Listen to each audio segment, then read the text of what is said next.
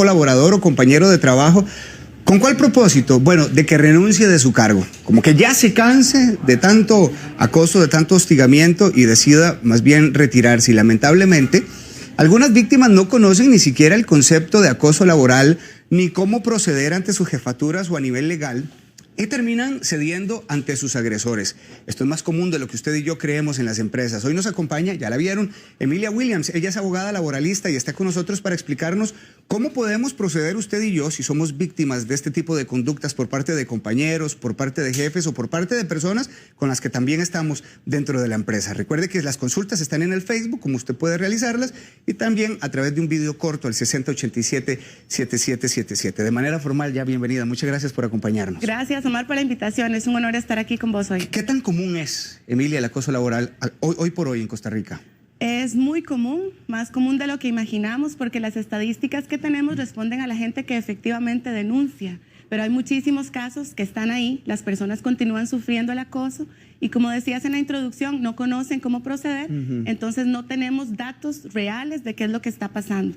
Para el 2019, por ejemplo, el Ministerio de Trabajo inspeccionó 200 casos activamente de acoso en empresas, y entre 2017 y 2019 los juzgados de trabajo tramitaron alrededor de 200 casos por acoso laboral. Pero como te decía, estos son los casos de las personas que efectivamente denuncian y no personas que renuncian cansados porque el acoso efectivamente tuvo su cometido, ¿verdad? Que es que la persona se arrincone a tal manera, a tal punto, que decida dar por terminada la relación laboral. Emilia, lo decía yo ahorita como a grosso modo qué era el acoso, pero me parece que en tu experiencia y con todo el conocimiento que usted tiene nos puede ayudar a aterrizar mucho el concepto y explicarnos en sí cuándo vemos acoso, porque hay conductas que pensaríamos que no lo son, pero también son acoso. ¿Cómo lo definimos?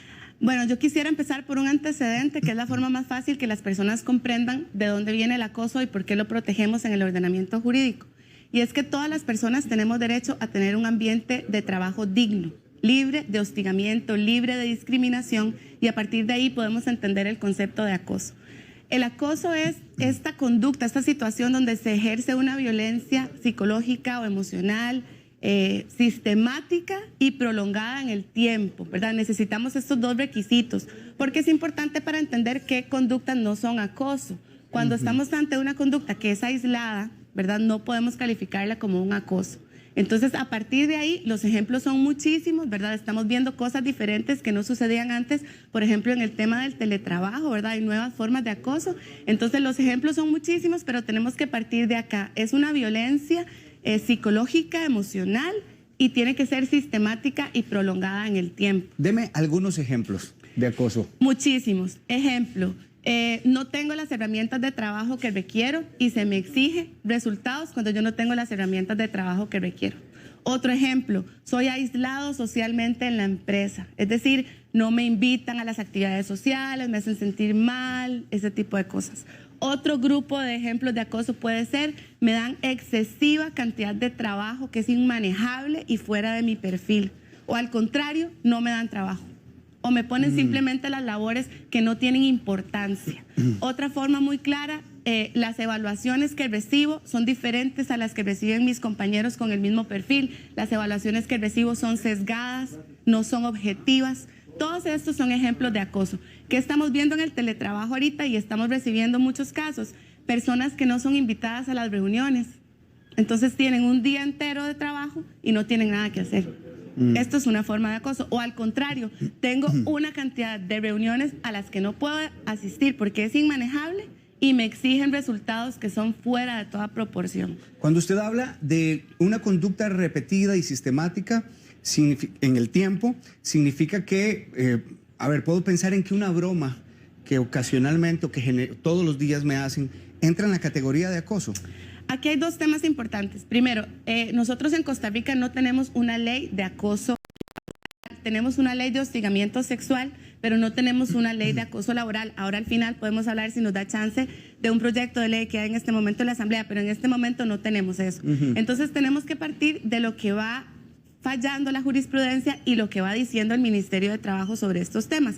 ¿Qué es lo que se dice? Bueno, que tiene que ser sistemático. ¿Qué significa sistemático? Dice la jurisprudencia, al menos una vez por semana, ¿verdad? Que este tipo de acoso o conducta sea al menos una vez por semana.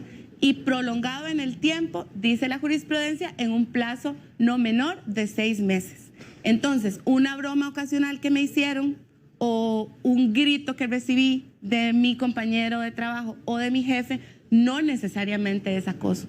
Que está bien, no está bien, ¿verdad? Que hay que tomar cartas en el asunto, por ejemplo, una amonestación a esa persona o esa conducta, estamos totalmente de acuerdo, pero de ahí a que haya acoso, no tiene, digamos, las características que son estas dos, la sistematización y que sea prolongado en el tiempo. Sí, esa sería entonces como la indicación para establecer la diferencia, porque me parece que la línea es muy delgada entre una broma o una chota que se da entre compañeros, sobre todo cuando son compañeros que tienden a eso, que tienen humor, que a un acoso. La línea es delgadísima. La línea es delgada, pero yo a las empresas que asesoro les digo siempre esto. Las personas tenemos diferentes sensibilidades, ¿verdad? Hay personas que nos molesta, que somos más sensibles ante un tema determinado que otras. Entonces, en el trabajo no tienen que suceder estas cosas. El rol de las jefaturas es precisamente capacitar a las personas, ¿verdad?, en trabajo digno, en ambiente laboral bonito, en clima laboral saludable, para que estas bromas no vayan a constituir acoso, porque aquí estamos hablando de quien recibe, de quien es víctima. Esa es la persona que pone el límite y esa es la persona que tiene que decir, compañero, compañera, esa broma no me gustó. Y a partir de ahí las jefaturas tienen que, ¿verdad?, poner como las antenitas de vinil ahí alerta y decir, aquí puede haber un problema y tenemos que cortarlo de raíz. Emilia nos envió un vídeo en identidad protegida de una persona que estaba experimentando este tipo de situaciones, así que lo vamos a escuchar para que todos tengamos una idea más clara. Yo sufrí acoso laboral en una empresa en la cual trabajé hace más de 10 años. Todo empezó por un problema entre una compañera y yo. Y luego todas las mujeres de la empresa estaban en mi contra.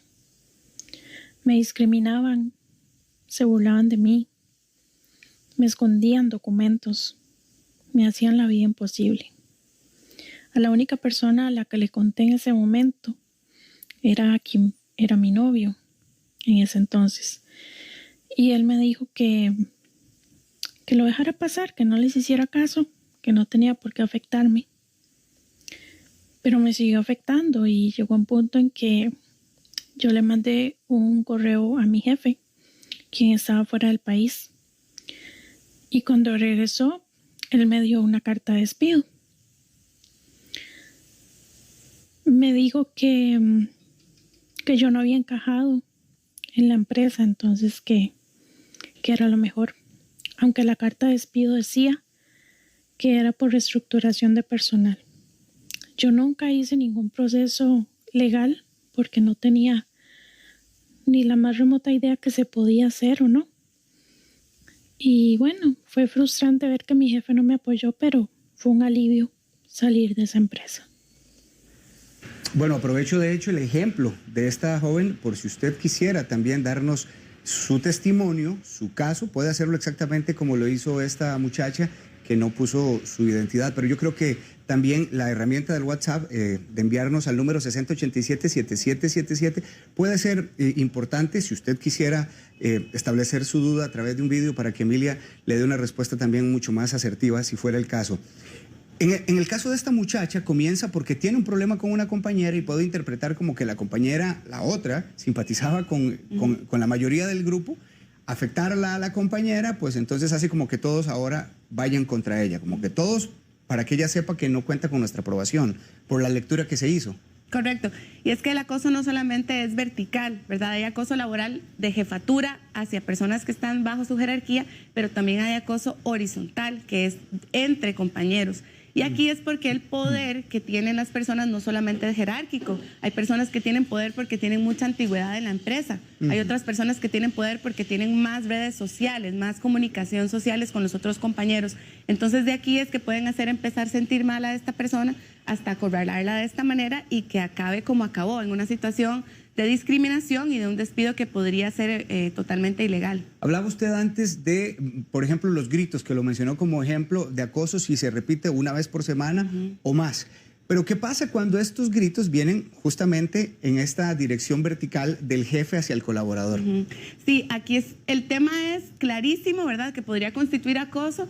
El problema es, uno, probatorio, ¿verdad? Es complicado porque aquí tenemos que entender que la persona que sufre el acoso es quien tiene la carga de la prueba, es decir, la persona víctima tiene que construir un caso para que pueda efectivamente comprobar que existe el acoso. Y cuando quien acosa es el jefe o el dueño de la empresa, la situación se complica un poquito más porque aquí ya es difícil acudir ante el Departamento de Recursos Humanos, ¿verdad? Por razones bastante obvias. O hay situaciones en que las empresas son muy pequeñitas, ¿verdad? O situaciones de trabajo doméstico donde es un único trabajador y un patrono. Entonces, ¿qué hacemos, verdad? Aquí es donde precisamente tenemos que acudir a las inspecciones de trabajo del Ministerio de Trabajo, que ya tienen una guía, tienen un protocolo de cómo hay que hacer en estas situaciones. Porque a veces lo que ocurre en estos casos, cuando el acoso es vertical, es que se infunde una especie de nube de temor entre los colaboradores y nadie se anima a decir nada por razones obvias, porque no quiere ser despedido, sencillamente por eso.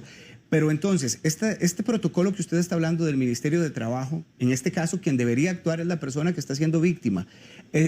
¿El ministerio acude de manera anónima o cómo funciona? Sí, es posible presentar estas denuncias también en forma anónima ante la Inspección de Trabajo.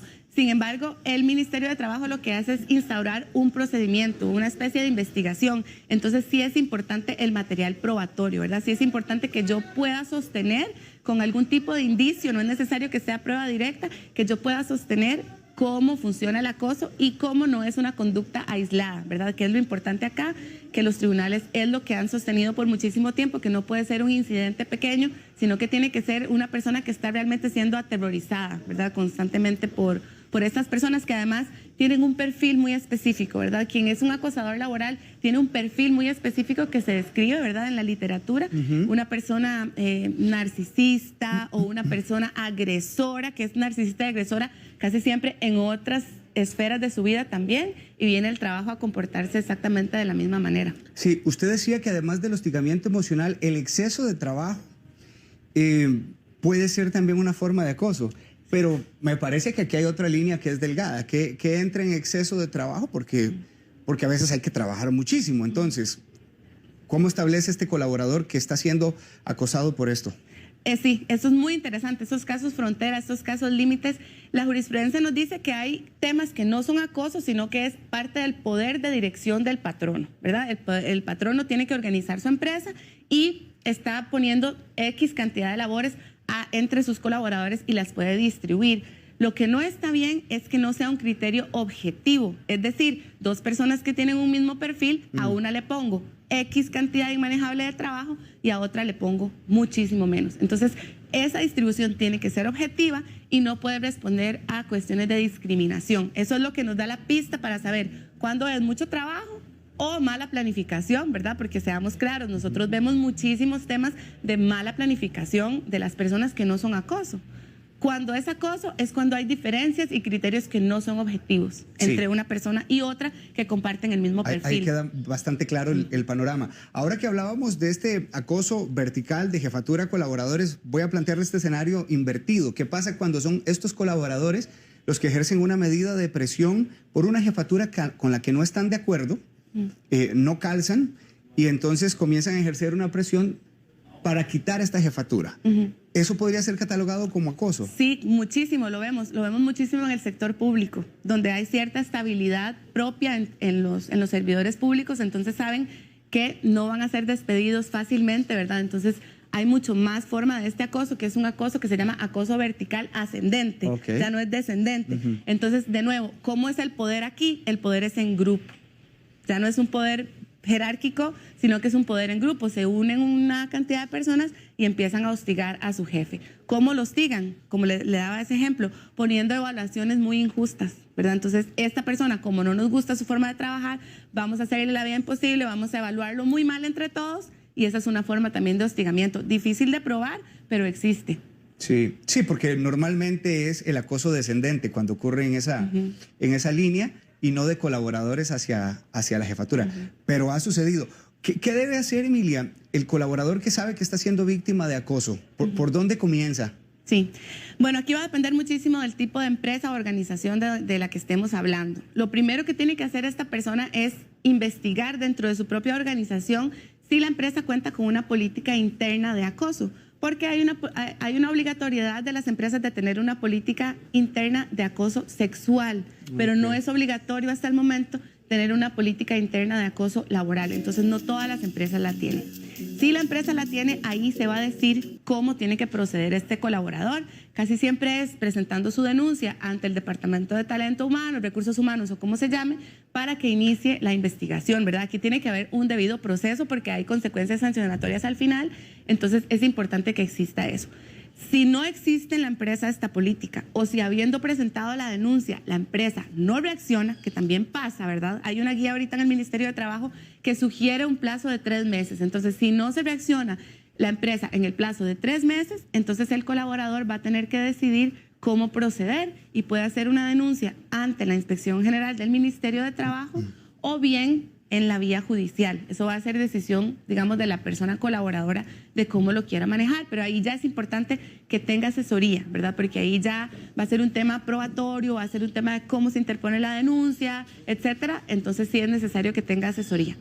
Una televidente nos hace un planteamiento ahorita que me parece bien interesante porque a uno no le pasa por la mente, pero esta persona que está haciendo, presentándonos este escenario, o lo ha vivido, o hay alguien que lo vive, porque dice, quiero saber si un empleado va al baño y se queda mucho tiempo y está en línea en el celular y dura mucho y pasa mucho tiempo con el cel, se le llama la atención, eso podría ser acoso laboral. Ella quiere una explicación con esto. Sí, parece mentira, pero pasa muchísimo, ¿verdad? Que nos consultan cuánto es el tiempo razonable de una persona para ir al baño, qué pasa si va con el celular, si no va con el celular, porque bueno, hay mucha gente que va al baño de a ver el celular. Entonces, eso pasa un montón y hay bajonazos que se pueden ver en la productividad cuando esto ocurre reiteradamente.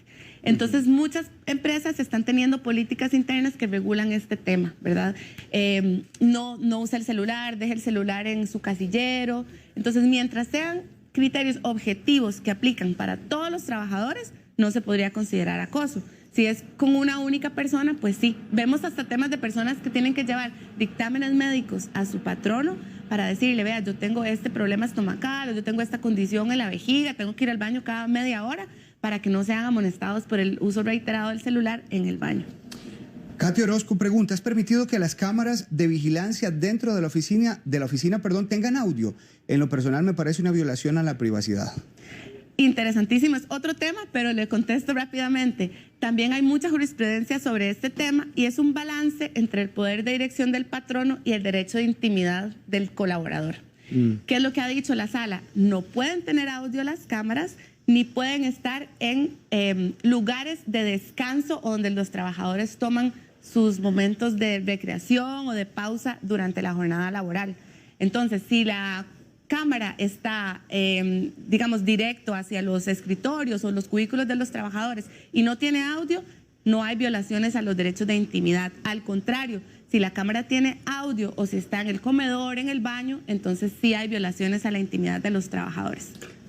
María José nos hace un comentario, no una pregunta, pero la comparto con ustedes. Estuve en un lugar en el que me perseguían al baño y hasta en mis horas de almuerzo.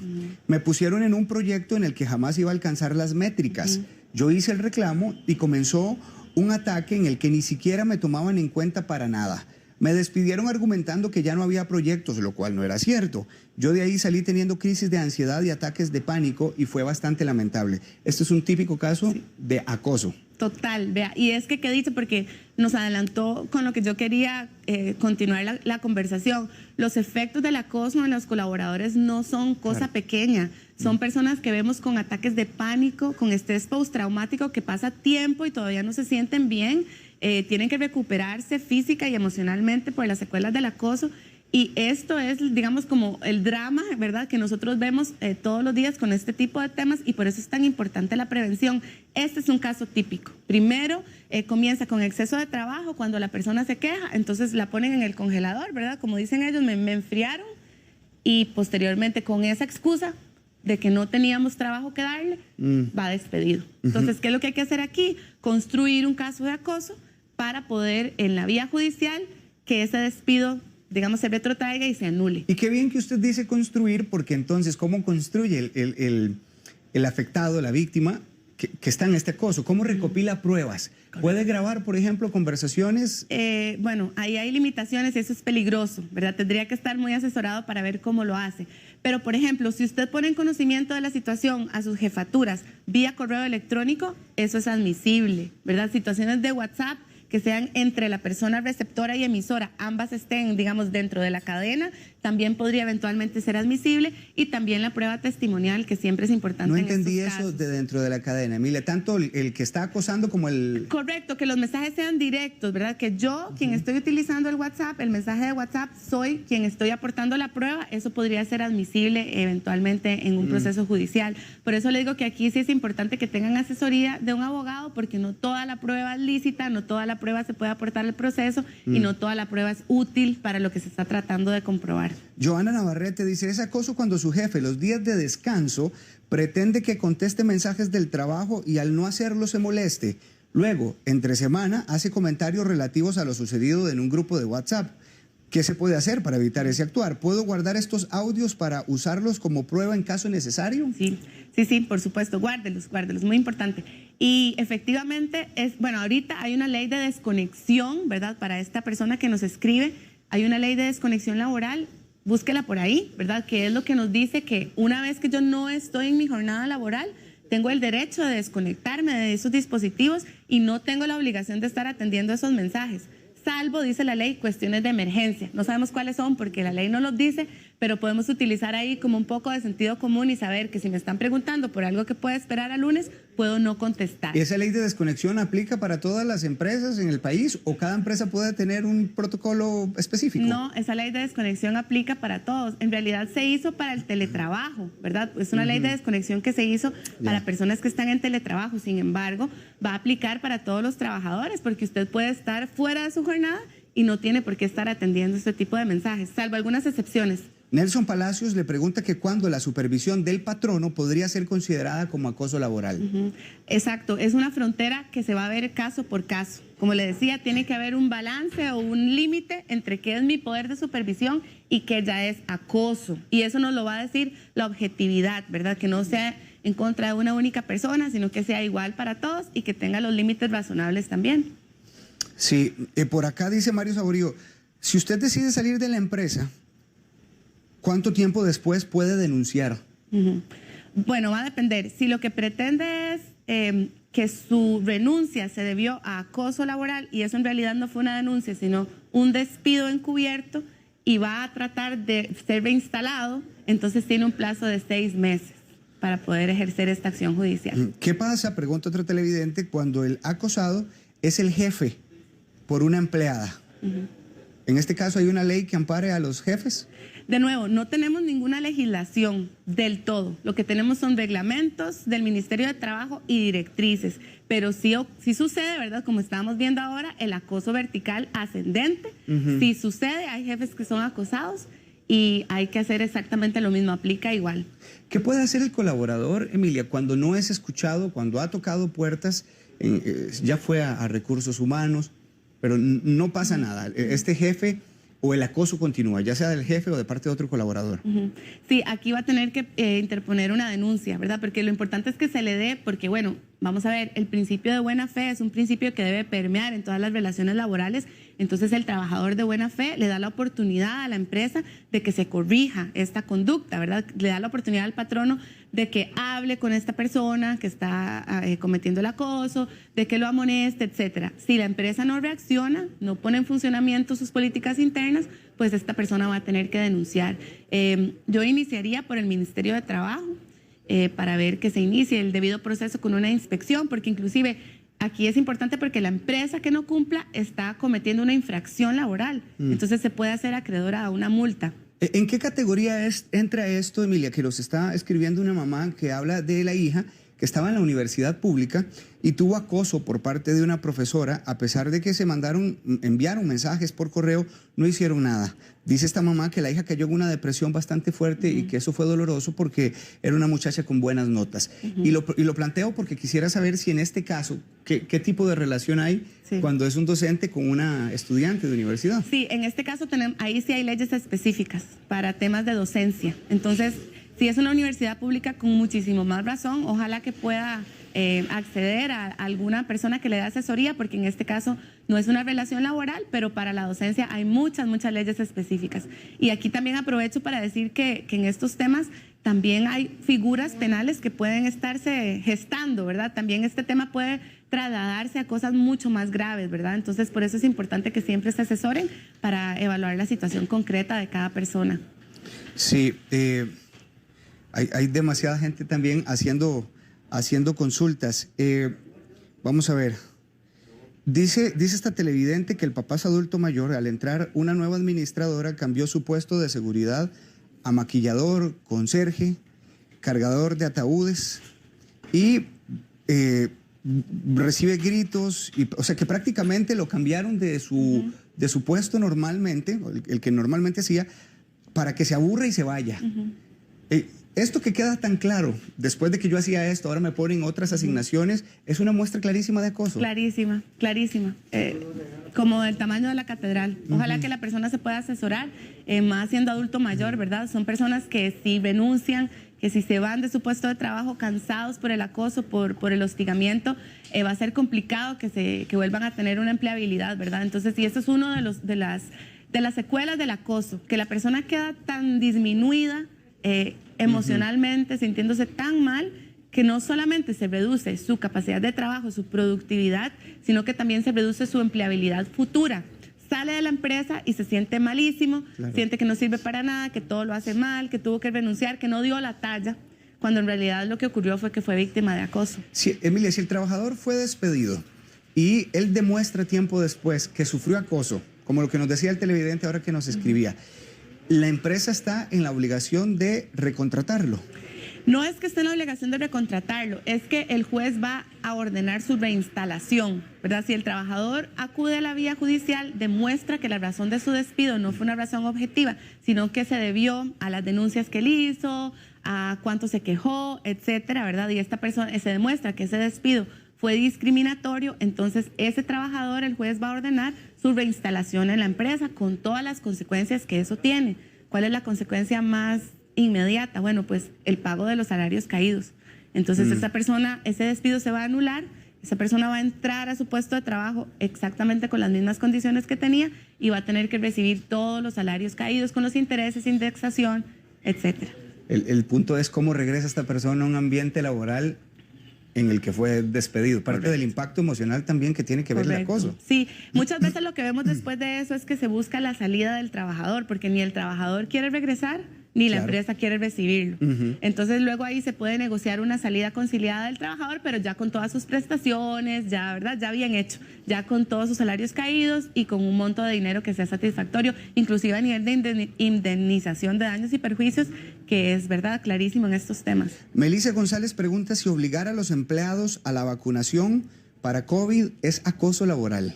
Ay, otro tema. Vaya pregunta, sí, y otro tema que sé que es amplísimo para ustedes. No es acoso porque está definido, ¿verdad? Podría estar definido dentro de una política interna del trabajador, del empleado, si estamos hablando de un patrono privado, ¿verdad? Si está definido en la política interna de ese patrono, entonces no podría ser considerado acoso. María Marín dice, el acoso laboral cuando impone un código de vestimenta para celebrar una fecha festiva, más bien, es acoso laboral cuando se impone un código de vestimenta para celebrar una fecha festiva y se hace como lineamiento para todo el personal. Es que vea la última frase que utiliza, todo el personal, ¿verdad? El acoso tiene que ser algo contra una persona específica. Desde que usted me está diciendo que es todo el personal, yo ya puedo entender que ahí hay un criterio objetivo, ¿verdad? Que los trabajadores no está haciendo un ataque. No está haciendo individual. Un ataque contra alguien, sino que es parte del poder de dirección de ese patrono. Ok, Sandra Isabel dice, es acoso que no lo tomen en cuenta para ascensos, que se discrimine por edad y por género. ¿Cómo puedo demostrar esto? Totalmente es acoso. Y esos son los temas que más vemos, ¿verdad? No entré a esta terna, pero yo tenía la mayor calificación, pero fueron otros dos. O no me invitaron, no me dieron esta beca. Eso lo vemos mucho en el sector público. O yo concursé, tenía una buena nota y no fui. Entonces, estos probablemente son temas de acoso. De nuevo, hay que construir un caso desde el principio, cuáles son mis calificaciones, cuáles son las de la otra persona, cuál ha sido mi relación con esta jefatura desde el principio, qué correos le mandé, cómo me trató, cómo me trataban las reuniones, etcétera, para construir el caso. de acoso. Bueno, muchas gracias por el espacio. No sé si quieres hacer alguna acotación. En lo del proyecto de ley, tenemos un proyecto de ley en este momento en la Asamblea Legislativa, es el proyecto 20.873 sobre el tema de acoso laboral. He escuchado algunas empresas que desde ya están en contra del proyecto porque impone algunas obligaciones a las empresas, sobre todo en el tema de cómo manejar estas denuncias. Entonces es importante que las personas que están sufriendo este tema pues se asesoren, conozcan de este proyecto, claro, y acudan a donde un abogado especialista que los pueda ayudar. Inclusive hay una defensa pública laboral que es gratuita para que puedan asistir si tienen alguno de estos problemas. Y ojalá se establezca en vista de que cada vez se trata de un tema que está en ascenso. Correcto. Y ojalá también este espacio haya servido para tantas personas que de repente la desinformación hace que no sepan cómo hacerlo, a quién acudir, y se generan, tras los problemas laborales, otros problemas de fondo también, como los que usted mencionaba. Tema emocional, tema psicológico, que también hay que resolver. Emilia, muchas gracias. Un placer. Ha sido un placer también para mí. Emilia Williams es abogada laboralista y le quiero dejar un número de teléfono para que usted le contacte, 7020-3201, 7020-3201, y puede buscarla en Facebook como Punto Medio Abogadas. Allí le van a dar a usted toda la asesoría. Muchas gracias, feliz martes. Igualmente.